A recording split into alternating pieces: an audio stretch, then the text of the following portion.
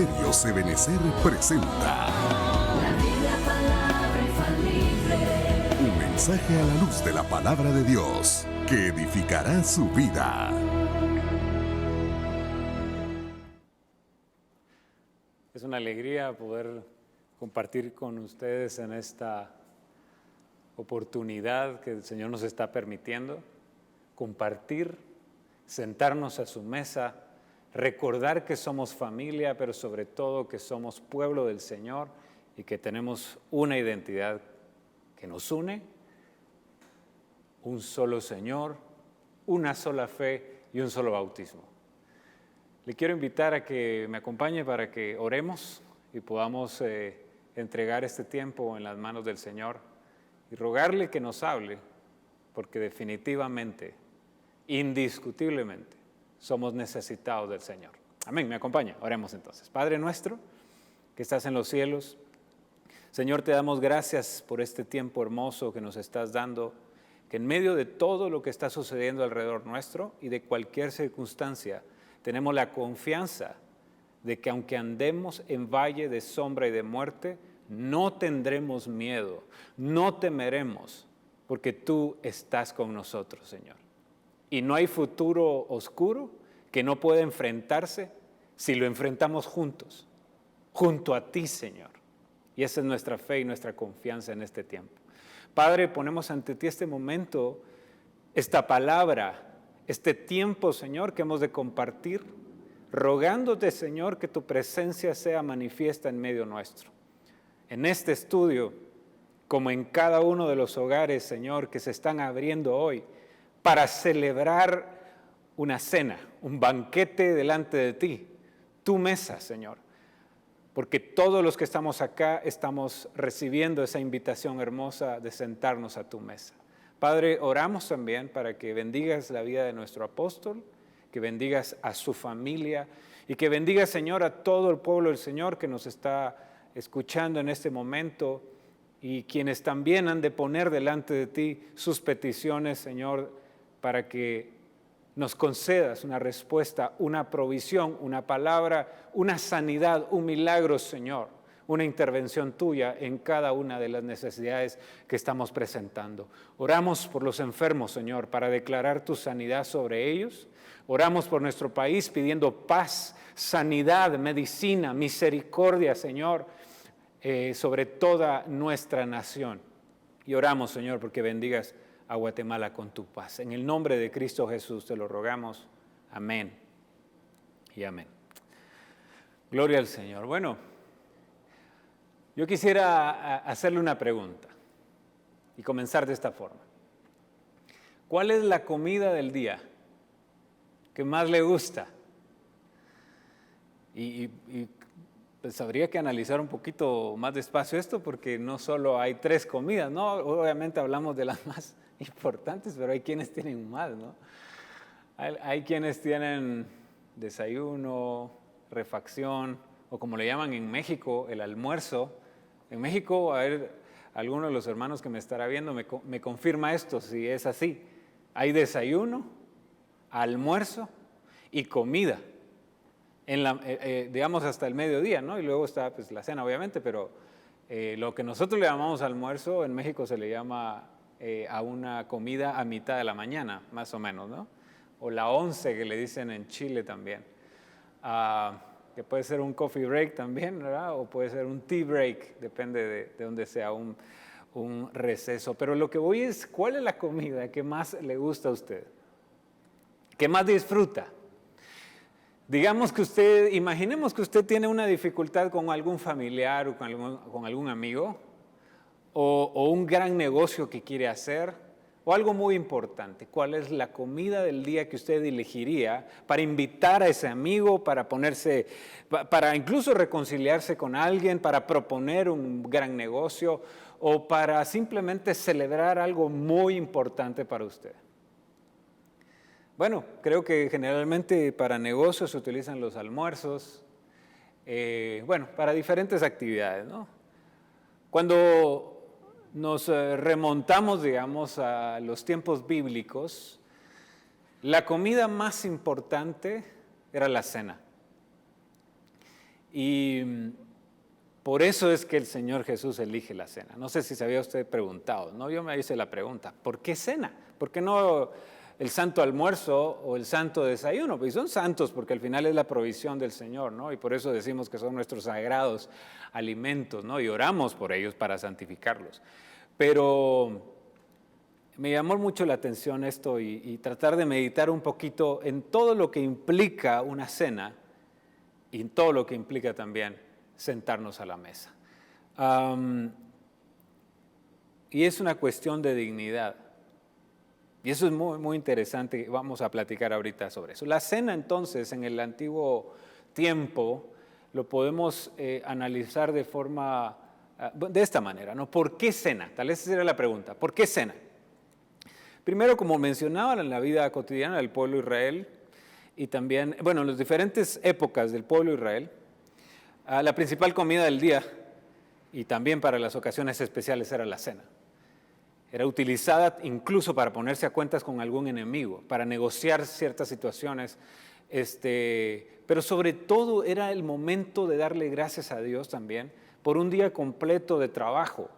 Pero quiero que pensemos en esto, en una cultura de agricultura, en un pueblo dependiente de la agricultura, un pueblo incluso nómada también, que tenía que moverse de diferentes lugares por batallas, por guerras, por conquistas, por diferentes circunstancias. Era siempre como muy inseguro poder comer y hacer las 3 comidas en el día. Para los que lo tenemos que estar agradecidos, pero eso no ha sido siempre, ¿no? Y en algún momento, alguno de nosotros ha tenido esa experiencia difícil, ¿no? De no comer un día completo, de no comer alguno de los tiempos de comida. Pero en el tiempo de Israel eso era como una constante. Entonces la cena era un momento de decir gracias, Dios. Gracias, Señor, porque nos has provisto a través de los cultivos, a través de los frutos de nuestras cosechas. Por eso era tan importante las lluvias. Bueno, y tantas cosas, ¿no? Las primicias eran al final uvas también, ¿no? Eran higos, eran diferentes productos de agricultura, vegetales, ¿no? Frutas. Pero eso es perecedero al final. Entonces, era un tiempo para dar gracias, la cena. Por eso era tan importante. Y también hay otro elemento de por qué el Señor elige la cena como el momento en que va a declararnos un nuevo pacto. El momento en que vamos a rememorar su sacrificio. Ese momento sagrado, solemne que hacemos cada inicio de mes, como un recordatorio del sacrificio del Señor, la muerte del Señor anuncia el que hace esto, ¿no? Y la importancia de esperarnos todos también para compartir el vino y el pan, ¿no? ¿Por qué cena?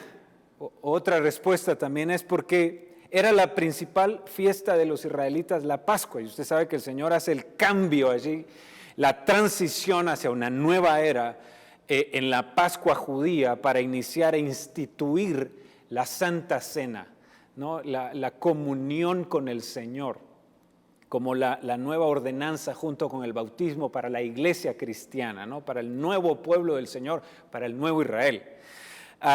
Y entonces el eco o la sombra, digamos, que viene de la Pascua, se da de esto. La principal fiesta de los israelitas era la Pascua. En ella se conmemora la salida de Egipto, ¿no? La liberación del pueblo de Israel, la apertura del Mar Rojo. Y todos debían ir a Jerusalén para esta fiesta. Se mataban corderos. En el templo se llevaban a las casas los corderos para comerlos en una cena especial por familias. Durante esta cena, además del cordero, se comía el pan sin levadura, hierbas amargas y una salsa. Se tomaba vino en copas, eso es interesante, y se recitaban algunos salmos y oraciones. Durante 7 días, a partir de ese día, se comía pan sin levadura. Esa era la razón también por la cual el Señor lo instituye en una cena y queda para nosotros la Santa Cena, ¿no? En un tiempo especial, ¿no? Pero yo quiero mencionar algo también. Es una cena, no es, y tal vez quisiera mencionar esto, no es un acto religioso solamente, sino que es un acto familiar. ¿Qué significa sentarse a la mesa. Ayúdeme, por favor, a que imaginemos esto. ¿A quién invita usted a su mesa? ¿Y qué pasa cuando usted invita a alguien a la mesa? Y otra vez vuelvo a mencionar esto. Es cuestión de dignidad. Es para sentirse parte. Uno no a cualquiera le comparte su mesa. No con cualquiera usted comparte sus alimentos o come juntos. O comen juntos, ¿no? Lo hacemos con personas que son especiales, que son importantes, para razones importantes también. No a cualquiera se le invita a la mesa. Y ese es el mensaje también que el Señor nos está dando, para sentirnos parte. Cuando analizaba un poco esto y reflexionaba sobre esto, hermano, me acordé de un momento muy especial que a veces lo recordamos en mi casa. Y es que cuando mi hijo mayor tenía unos 3 años, ya podía caminar, le pusimos una pequeña mesa a la par de nuestro comedor. Comíamos generalmente solo con mi esposa. Y él ahí, y mi hijo más pequeño apenas estaba en la cuna, ¿no? Era un bebé. Y entonces, bueno, estaba en esta mesa, y pues esta mesa pequeñita, y en esa mesita él comía y desayunaba y todo, ¿no? Era una mesa grande, era una mesa pequeña, pero pues para que él pudiera crecer ahí. Pero siempre estaban los 2 espacios de ellos, ¿no? Vacíos. Y en un momento se me ocurrió, ¿por qué no invito a mi hijo a que se una a la mesa grande, a la mesa principal? Porque aunque le iban a quedar sus piecitos colgando, pues ya llegaba al nivel, ¿no? Entonces le dije, Ian, ¿quieres sentarte aquí con nosotros? Y casi se me parte el corazón solo de recordar la actitud de él.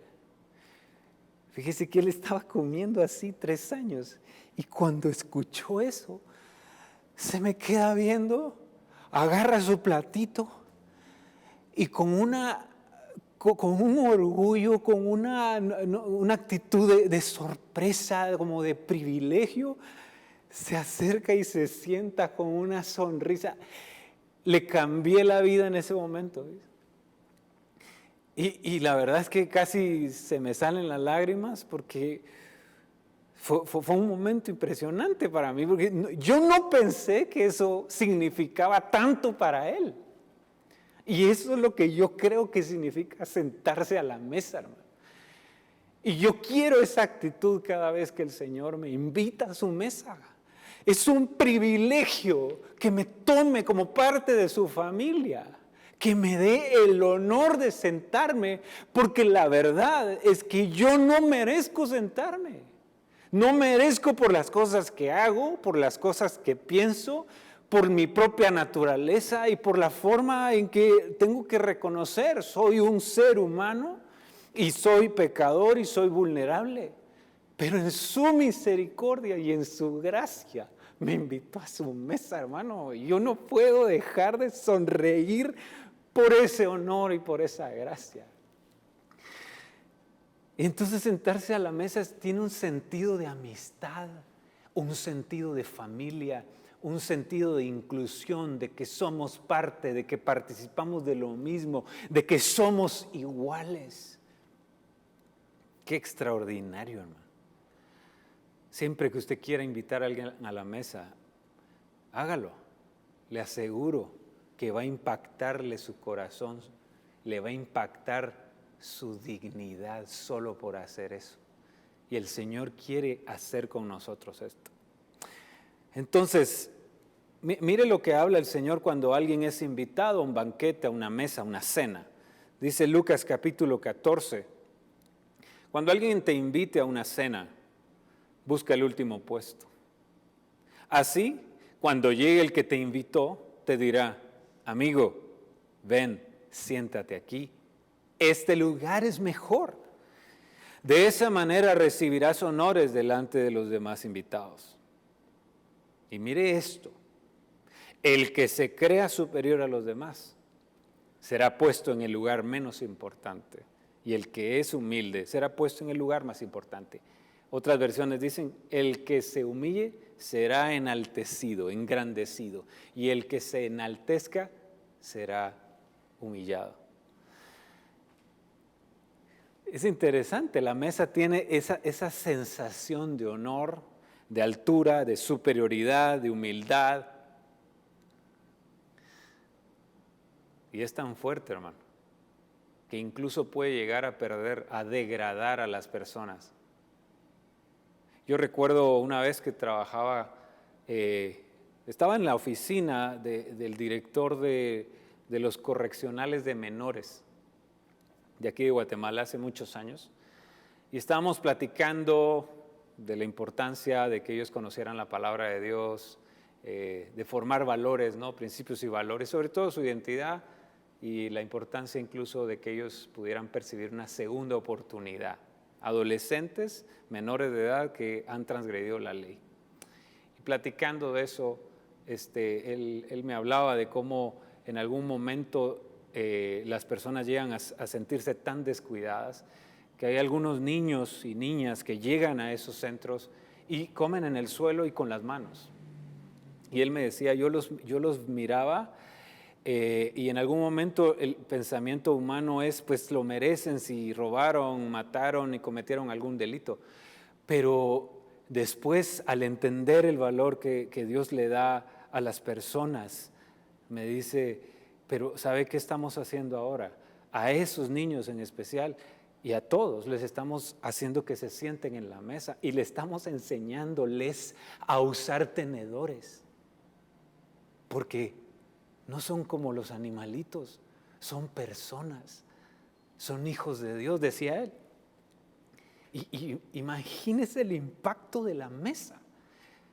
Que nos da esa dignidad mínima. ¿Qué pasa cuando alguien come con las manos, come en el suelo? Se le trata de esa manera. El trato humano, el mínimo sentido de respeto, se transgrede la misma dignidad de la persona, se deshumaniza a alguien.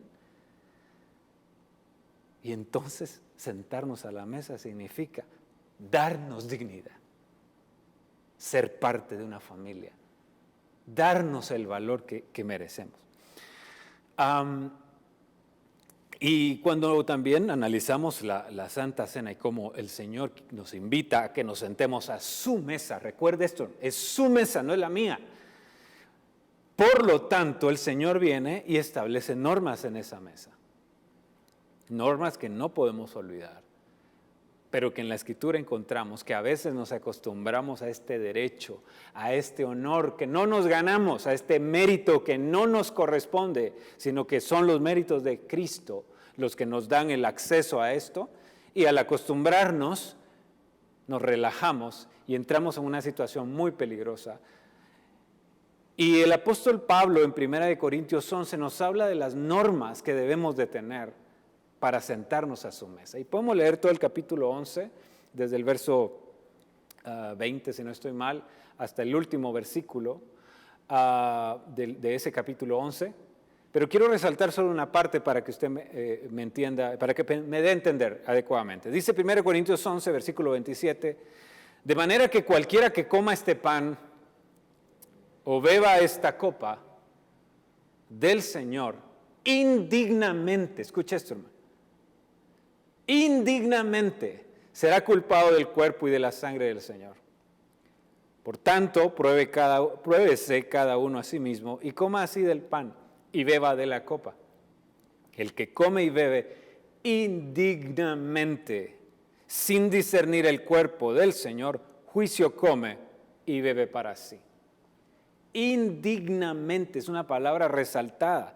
En este pequeño pasaje, el Señor lo resalta 2 veces y eso nos habla de la importancia que Dios le da a su mesa, a su cena, a su comunión, a su cuerpo y a su sangre, y que Él no quiere que de ninguna manera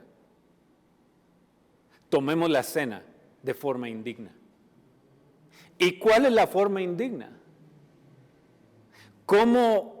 ¿Qué significa tomar la Santa Cena indignamente? Pues de una forma sin dignidad.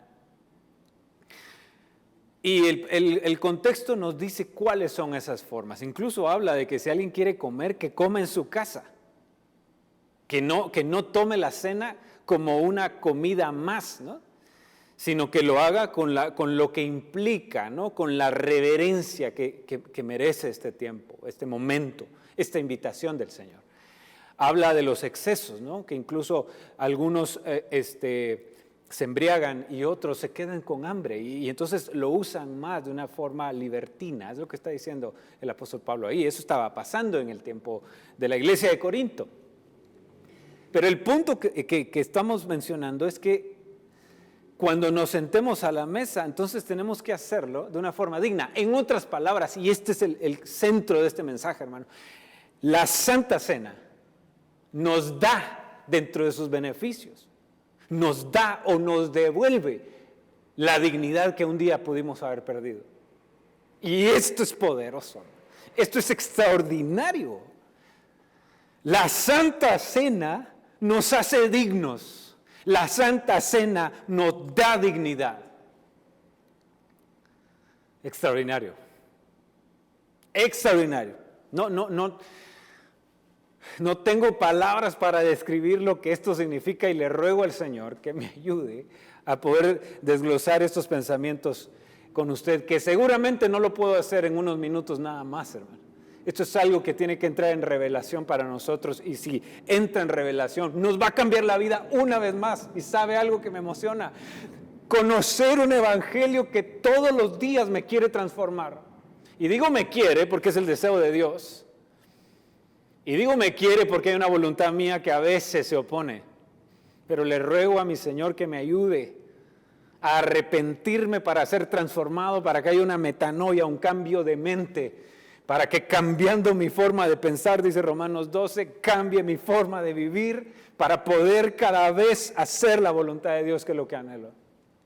Y lo que creo que es el mensaje del Señor para nosotros. Dios quiere transformarnos entonces y Dios quiere darnos dignidad. Por favor, repita ahí donde usted está en su casa, dignidad. La Santa Cena nos da dignidad. La pregunta inmediata sería, ¿qué es dignidad entonces, hermano?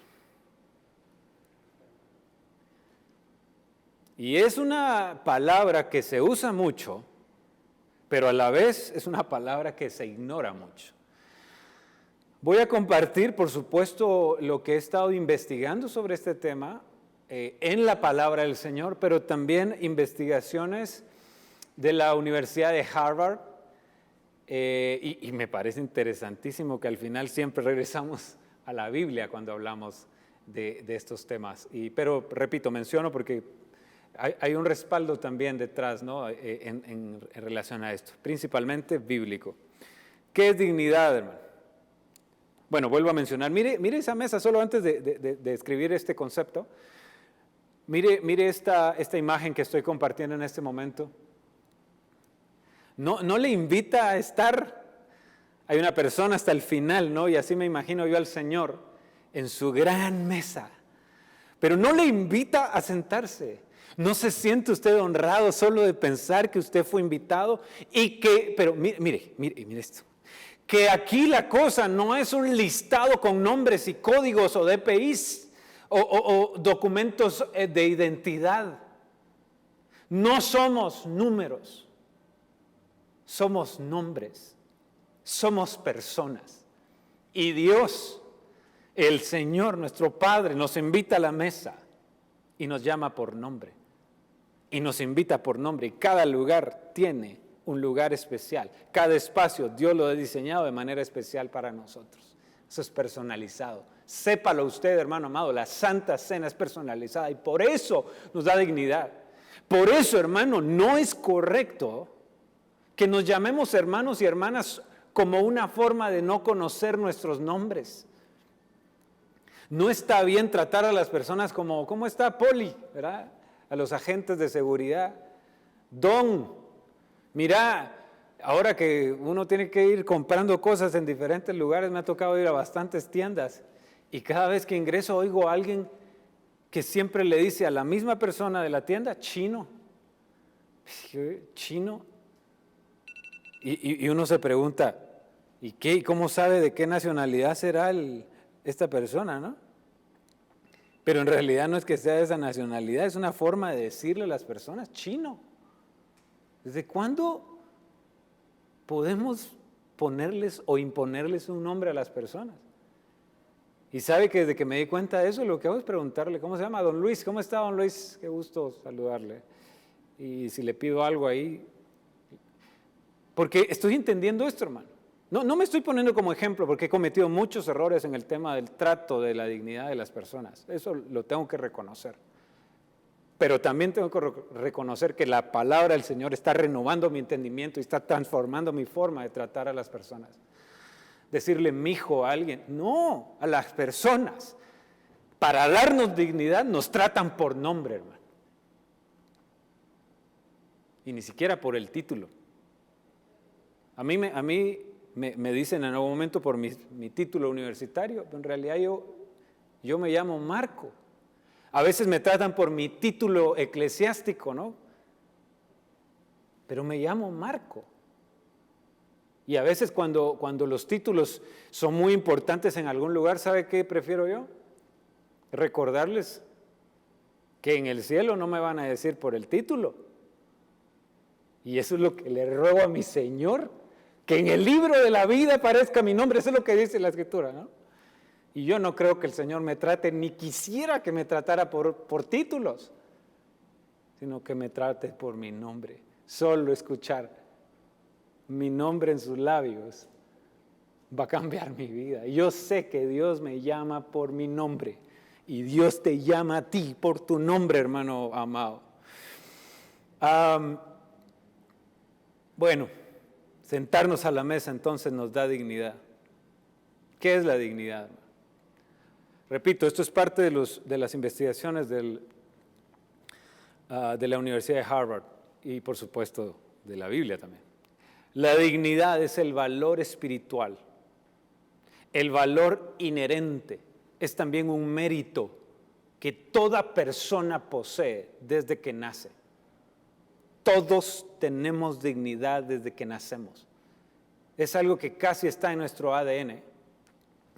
Es un valor y un mérito inherente. ¿Qué significa inherente? Que es esencial, que es parte de nuestra naturaleza, nuestra esencia. Y por lo tanto es permanente, no es temporal, en todo ser humano y es inseparable de nuestra propia identidad y no depende de algo externo. Nadie nos lo puede quitar y no nos lo pueden negar. Imagínese eso. No sé si usted sabía que tenía ese valor. Todos nosotros poseemos dignidad, porque Dios nos la dio. Y nos la dio cuando nos dio su imagen y su semejanza. El valor que tenemos. Y mire, hermano, esto es importante. Cada persona, y esto me parece extraordinario, y aún más allá de que usted y yo seamos valiosos, porque usted seguramente lo sabe, quiero decirle que no solo es valioso. Y voy a intencionalmente, tal vez estoy redundando, no me importa, lo voy a decir y escúcheme bien, por favor. Desde los bebés que puedan estar escuchando, como la persona, jóvenes, adolescentes, adultos, ancianos, no importa quién sea, cada uno de nosotros, más allá de ser valiosos, somos valiosísimos. Somos invaluables. Nuestro valor es incalculable y sepa lo que usted es irreemplazable. Así lo hizo Dios. Así le dio su valor y eso es dignidad. Es tan poderoso este mensaje, es tan poderoso este concepto, que más que un concepto es una realidad bíblica, es una realidad espiritual, es una realidad que en 1948, ¿sabía usted que como un valor judeocristiano, en la muy conocida Declaración Universal de los Derechos Humanos se comienza con el valor más alto de la persona y de la humanidad es su dignidad, la dignidad de la persona humana. Así es como se declara. ¿Y de dónde sale eso?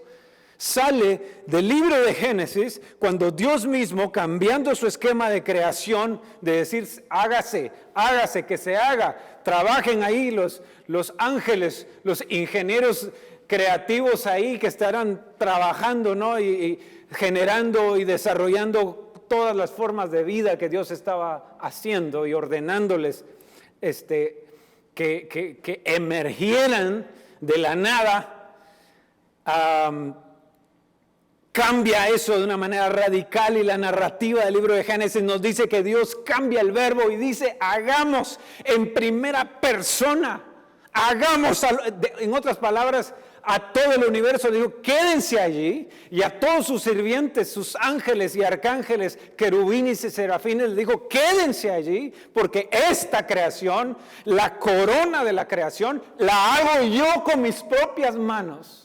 Y es el Señor mismo el que dice, hagamos al hombre a nuestra imagen y conforme a nuestra semejanza, y tenga potestad sobre los peces del mar, las aves de los cielos, las bestias, los animales, sobre toda la tierra y sobre todo animal que se arrastra sobre la tierra. Y creó Dios al hombre a su imagen. A imagen de Dios lo creó, hombre y mujer, o varón y hembra, como dice esta versión, los creó. Impresionante. Ahí Dios imprime su dignidad, nos da ese valor. Pero dentro de la misma descripción, connotación de lo que significa dignidad, hay otro elemento que usted y yo tenemos que ser conscientes, hermano. Que también la dignidad es vulnerable, es muy vulnerable, muy propensa a ser vulnerada. Y esa es una de las conciencias más importantes que debemos de tener también. Debemos de cuidarla para actuar de forma digna, para actuar de una manera digna. Y es lo que está amonestando el apóstol Pablo en 1 Corintios 11. No tomen la Santa Cena de forma indigna, de manera indigna, sino actúen y compórtense como es debido de la dignidad que Dios les ha dado. Y si no, cada vez Dios es poderoso para restaurarla y devolverla. Y eso es hermoso. Pero también tenemos que estar conscientes, hermano, de estas vulnerabilidades que tenemos todos. Otra parte de nuestra dignidad es que también es muy vulnerable. ¿Y vulnerable a qué? A ser lastimada. A que seamos lastimados, heridos, transgredidos o incluso violentados. Nadie nos puede quitar nuestra dignidad, pero nosotros sí podemos permitir que nos la transgredan y que nos degraden. Fíjese que es un grado, es un nivel. Y por eso otra vez la Santa Cena nos devuelve el nivel que Dios quiere. Recuérdese, sentémonos a la mesa y le aseguro que no importa nuestra estatura, todos estamos al mismo nivel. Porque todos somos iguales delante del Señor. Porque Él nos hizo valiosos conforme a su imagen y su semejanza. Y aquellos que hemos reconocido el sacrificio de Cristo, nos ha hecho hijos y valemos la sangre del Cordero. Pero Cristo murió por todos, así que también la sangre del Cordero está disponible para todo aquel que desee acercarse al Señor y reconocerlo, ¿no? Y aceptarlo. Y la Santa Cena nos recuerda eso. Necesitamos entonces comportarnos de forma digna. ¿Cómo se puede perder la dignidad? ¿Cómo podemos permitir que eso pase? Hay cosas que pueden suceder de diferentes maneras. Todo el tema, todo lo que tiene que ver con violencia implica una transgresión directa a la dignidad humana. Y eso es muy importante. Dios quiere liberarnos, quiere que nos arrepintamos de conductas violentas. Y miremos nuestra sociedad, cuán inundada está de situaciones violentas, la manera de la expresión también que podemos tener.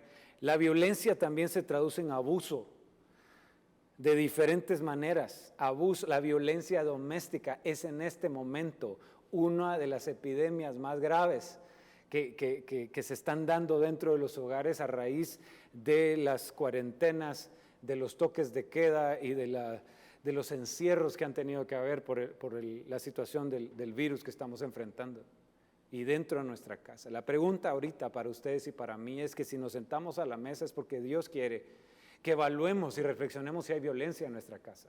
La violencia es el uso de la fuerza para violentar la voluntad de una persona y que haga algo en contra de lo que ella quiere. No se puede permitir eso, porque yo tengo que respetar la dignidad que cada uno tiene.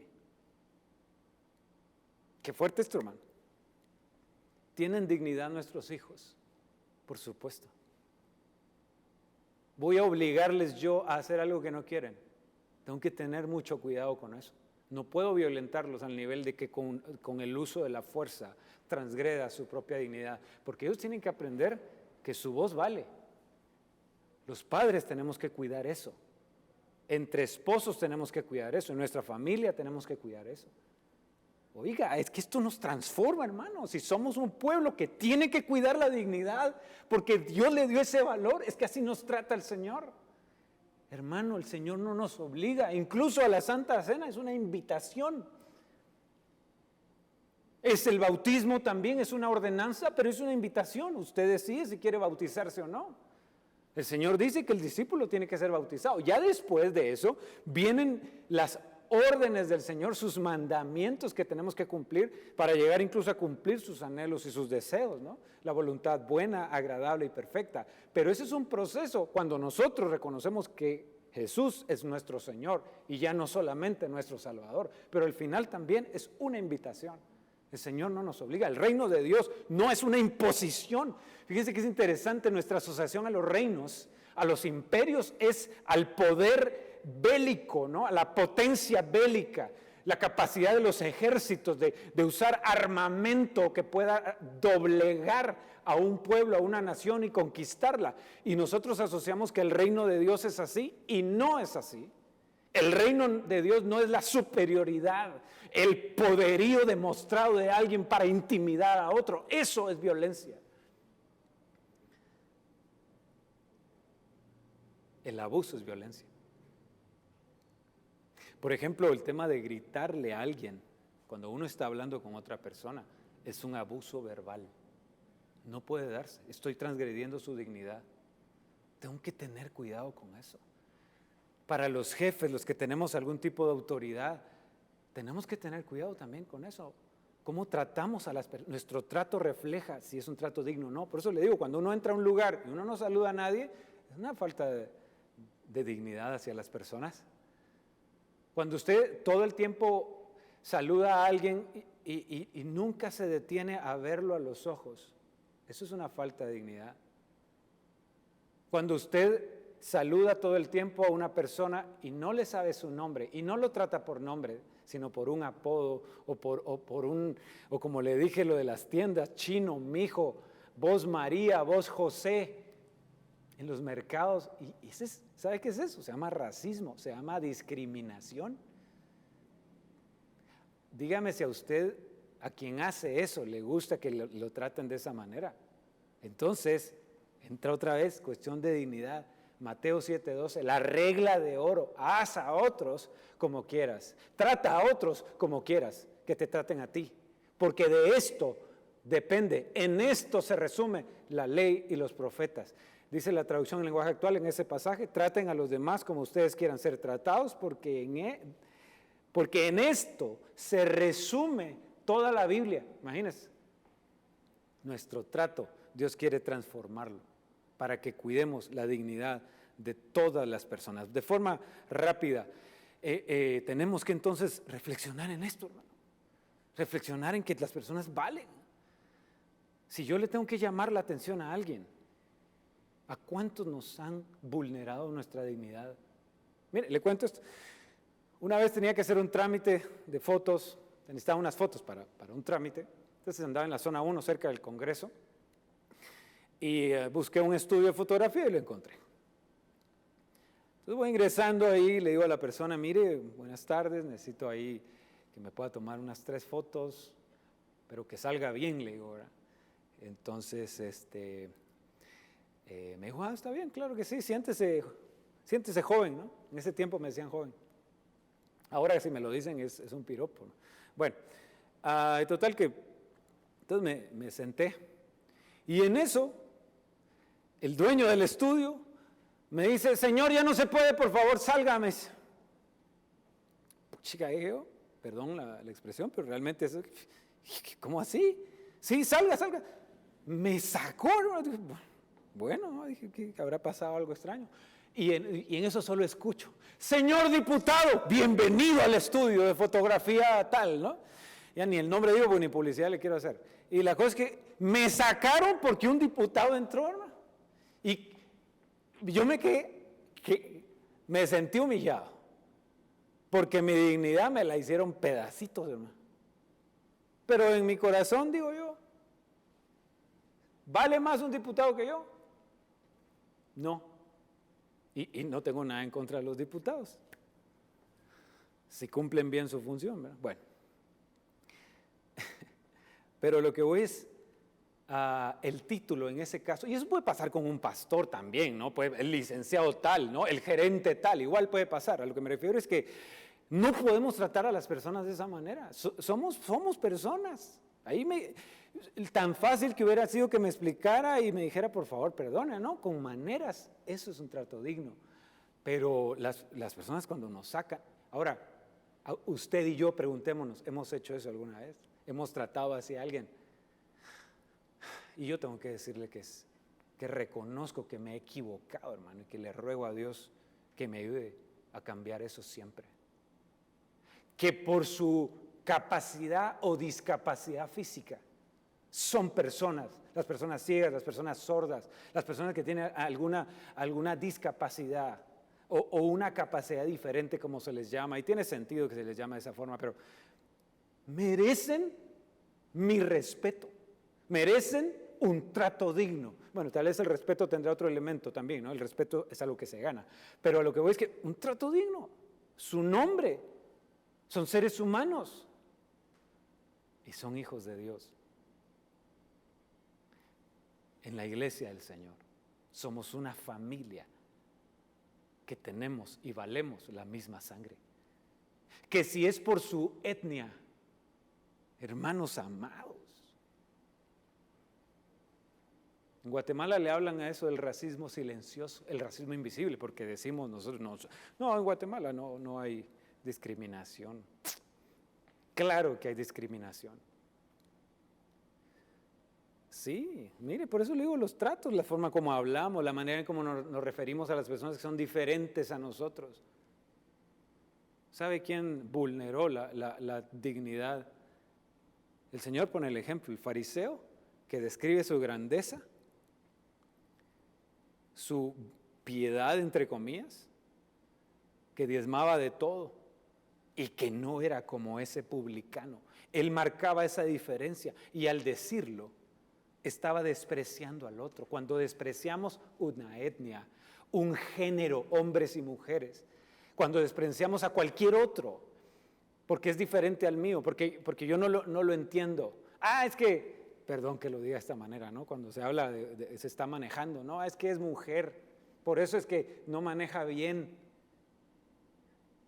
Cada vez que me subo y maneja una mujer, me da miedo y me encomiendo al cielo y a todos los santos. Dice, eso es discriminación. ¿Y por qué? Si somos iguales, si tenemos capacidades. Claro, funcionalmente hay diferencias que tenemos, cada uno con nuestras virtudes, ¿no? Sin embargo, un ser humano, una persona, un hijo de Dios, merece ser tratado con la dignidad que tiene y no usar bromas o formas de referirnos. El peor ejemplo de cómo se puede destrozar la imagen de Dios, es decir, la dignidad de Dios en cada persona, es, por ejemplo, la violación. Es el extremo de la violencia, porque por hacer algo en contra de la voluntad de la persona, destrozar su identidad, destrozar su sexualidad, destrozar su valor, su valía. Esta es una de las cosas más terribles. Pero en cómo, hermano amado, este es el punto, ¿cómo se resume un trato no digno contra una persona? Cuando tratamos a las personas como cosas, como objetos que utilizamos y que luego despreciamos y luego desechamos. Cuando nos convertimos en personas transaccionales, a ver, aquel hermano me puede prestar dinero, aquella persona tal vez me conviene, me puede referir para tal puesto. Llamar a las personas por puro interés es una de las transacciones más horribles. Dígame usted si no sé si lo ha experimentado, yo lo he experimentado. Y sabe que es lo peor, que yo también lo he hecho. Entonces necesitamos cambiar esas actitudes, valorar a las personas, darles su lugar, cuidarlas, reconocerlas, incluso el hecho de apreciar lo que hacen, ver los esfuerzos en nuestra casa, nuestra esposa. Como madres están haciendo algo extraordinario, nuestros hijos en sus estudios, nuestros abuelos, nuestros padres, las personas que trabajan con nosotros, las personas que nos ayudan a recoger la basura en la casa. Por ejemplo, ¿cómo les decimos? El señor de la basura. ¿No cree usted que eso es despreciar a las personas? ¿No cree que deberíamos de darles su lugar? Son trabajadores ejemplares que están sirviendo, arriesgándose y ayudándonos, y no deberían de ser llamados de esa manera. Nos ayudan a recolectar los desechos, no sé, ¿verdad? Nos ayudan para eso, pero o como la muchacha. No podemos usar términos que desprecien a los demás. Tenemos que darle su dignidad. Eso hacía el Señor. Y yo quiero ir finalizando con esto, hermano. Tenemos que actuar con dignidad. Oiga esto rápidamente. Jesús le preguntó, ¿qué opinan ustedes de esto? Un hombre tenía 2 hijos. Y le dijo a uno de ellos, hijo, ve hoy a trabajar a mi viña. El hijo le contestó, no quiero ir. Pero después cambió de parecer y fue. Luego el padre se dirigió al otro y le dijo lo mismo. Este contestó, sí señor, yo iré. Pero no fue. Pregunta, ¿cuál de los 2 hizo lo que su padre quería? Hermano, ayúdeme a responderle al Señor Jesús. ¿Cuál de los 2 hizo lo que su padre quería? ¿El que dijo sí y no lo hizo? ¿O el que dijo no y sí lo hizo? Y los fariseos respondieron, el primero, por supuesto el primero. Ok, y aquí hay que agarrarse cuando el Señor ya viene con el mensaje, con la enseñanza, con la revelación, agárrese, hermano, y los fariseos tenían que agarrarse. Y Jesús les dijo, les aseguro que todos los que ustedes desprecian, todos los que ustedes no tratan con dignidad, todos los vulnerables, todos los débiles, todos los pobres, todos los que no aceptamos en nuestra sociedad, todos los que son la lacra, el desecho de este pueblo ungido y elegido, les aseguro que los que cobran impuestos para Roma y las prostitutas entrarán antes que ustedes en el reino de los cielos. ¿Cómo? A los fariseos, que tenían una dignidad según ellos tan grande, en realidad era orgullo, egolatría, un gran ego en realidad. Pero si somos los que guardamos la ley, los que leemos la Biblia, los que tenemos cursos de teología, los que sabemos mucho, los que nos revela Dios, los que podemos enseñarle la Torá al pueblo, ¿cómo puede ser eso? Los que usamos vestiduras que nos dan dignidad y nos hacen ver bien, nosotros no puede ser, Señor.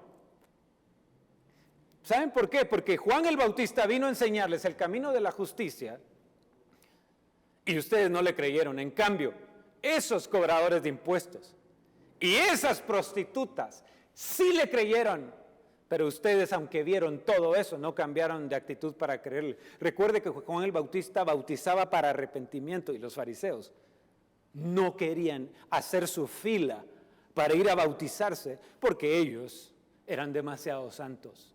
Es que ellos hacían muy bien las cosas, eran demasiado perfectos, ellos nunca mostraban su vulnerabilidad a la gente. Hermano, todo líder debe mostrar su vulnerabilidad.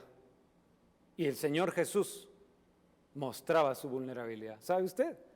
Dice que junto al pozo de Jacob se sentó porque estaba cansado al mediodía. Dice que el Señor se alegró en gran manera cuando venían los 70. Y dice que daba vueltas de alegría. Esa es vulnerabilidad también cuando alguien es demasiado, o sea, cuando sus emociones se expresan. Dice que Jesús lloró. ¿Y sabe qué? Además lo dejó escrito. todo líder debemos demostrar nuestras vulnerabilidades, reconocer que somos débiles en el Señor. Somos débiles, somos humanos. ¿Sabe que usted y yo nos identificamos cuando nos reconocemos vulnerables? Pero cuando yo me pongo como una posición superior, perfecta, idealista, le aseguro que marcamos una diferencia. Pero en la realidad no es así. Qué fuerte, ¿no? El Señor les dice, van a ir primero los que ustedes desechan, porque ellos sí están haciendo la voluntad. Eso quiere decir que los cobradores de impuestos y las prostitutas realmente se estaban arrepintiendo. Y mire, esto es hermoso. Esto es hermoso porque el Señor Jesús, cuando es criticado, fue criticado porque se sentaba con las prostitutas y los publicanos, con los pecadores, con la gente de mala fama. O sea que el Señor les restauraba su dignidad. Dios restaura nuestra dignidad. Dios quiere restaurar tu dignidad y la mía. Solo quiero poner el ejemplo. Quiere decir que la dignidad de un cristiano, de un hijo de Dios, está en hacer la voluntad de Dios. No está en no hacerla. Eso es interesante, ¿no? Y quiere decir que tomar la Santa Cena de forma digna tiene que ver con el que estemos viviendo nuestra vida de acuerdo a la voluntad de Dios, a estar procurando, esforzándonos por hacer esa voluntad de Dios, por ser como el primer hijo, que aunque a veces decimos que no, al final vamos arrepentidos, diciendo, Señor, está bien, dejaré de decir chismes, voy a dejar de murmurar, voy a dejar de ver eso en la computadora, voy a dejar de pensar estas cosas, voy a cambiar mi vida, voy a dejar estas amistades, qué sé yo, ¿no? Voy a hacer tu voluntad. Cuando tú tratas con dignidad a los demás, estás tratándote con dignidad a ti mismo y estás alimentando y recuperando la dignidad que Dios ya te dio. Bien, voy finalizando. Este pasaje y la historia del hijo pródigo es extraordinaria, ¿no? Siempre es una parábola hermosa para mí. Y quiero ir ya ministrando entonces la cena del Señor e invitarlo a usted y a mí a que con dignidad tomemos la Santa Cena.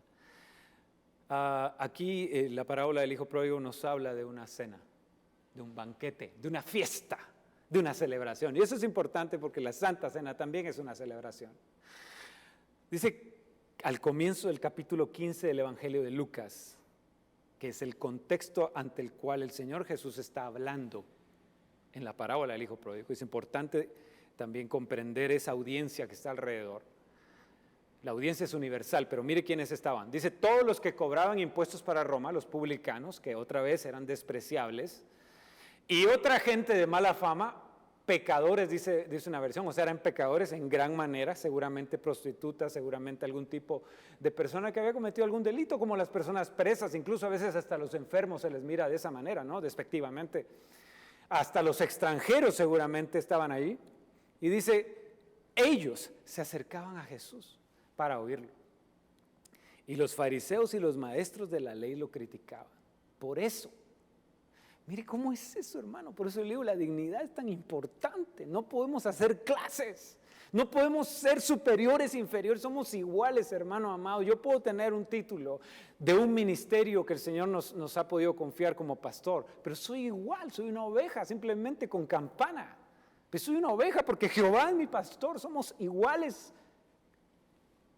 frente al Señor en la mesa, ya va a ver, somos iguales al sentarnos a la mesa, igual de pecadores también, pero igual de redimidos por la bendita sangre de Cristo. Bien, voy terminando. Y entonces los fariseos y los maestros de la ley lo criticaban por esto diciendo, este recibe a los pecadores y come con ellos. Pues sí, ¿y sabe qué? Yo no quiero ser ni fariseo ni maestro de la ley, eso que estoy predicando, ¿verdad? No quiero ser de ellos. Quiero ser de los que se sientan a la mesa con el Señor. Y por eso se restaura su dignidad. Y entonces Jesús les dijo esta parábola, y usted ya sabe, la parábola del hijo pródigo.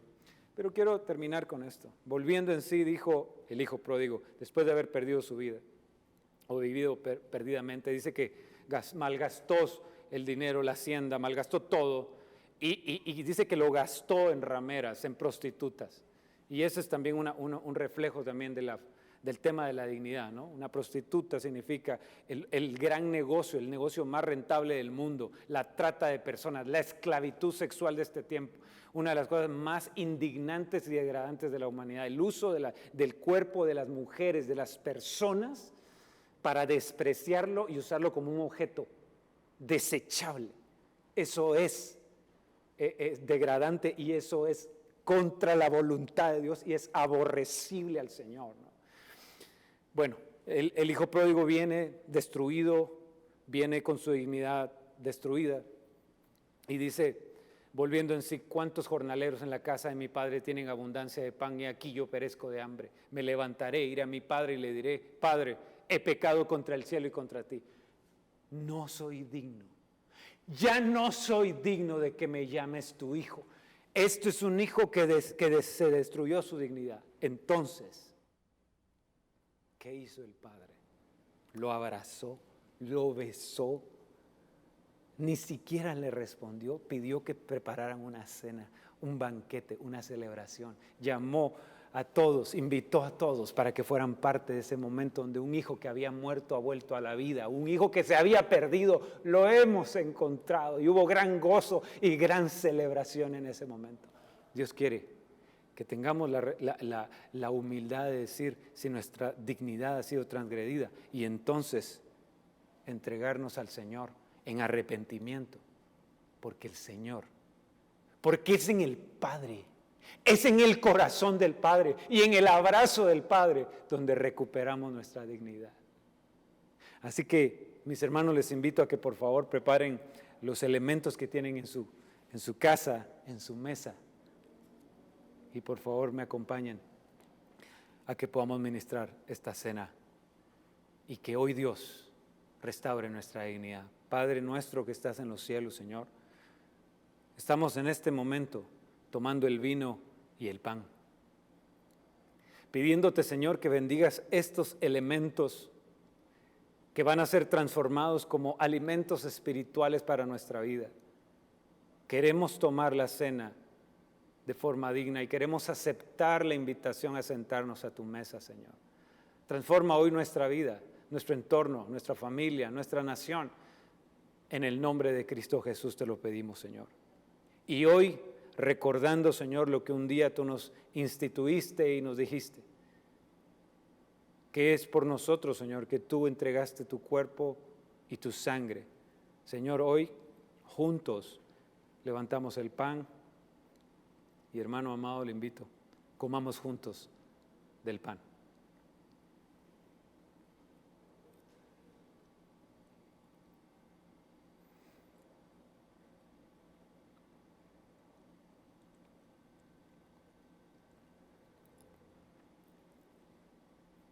Y después, dice la Escritura, dio gracias y los invitó a tomar de la copa, levantando la copa de un nuevo pacto, anunciando que por su sangre, esa copa hermosa, nos limpia, nos cambia y nos santifica.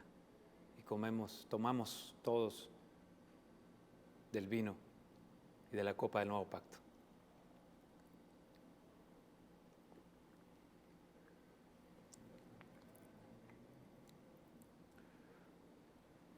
Y damos gracias al Señor en este momento y bendecimos su nombre. Y en el nombre de Jesús, hermano, que sea su dignidad y mi dignidad hoy restaurada para la gloria del Señor y que el Señor le bendiga grandemente en esta oportunidad.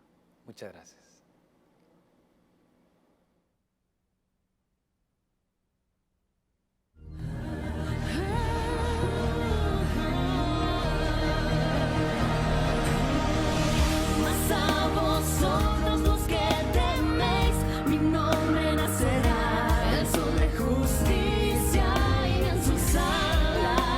Ministerios Ebenecer presentó La Biblia, palabra infalible. Esperamos que este mensaje haya sido de bendición para su vida. Visítenos en www.ebenecer.org.gt.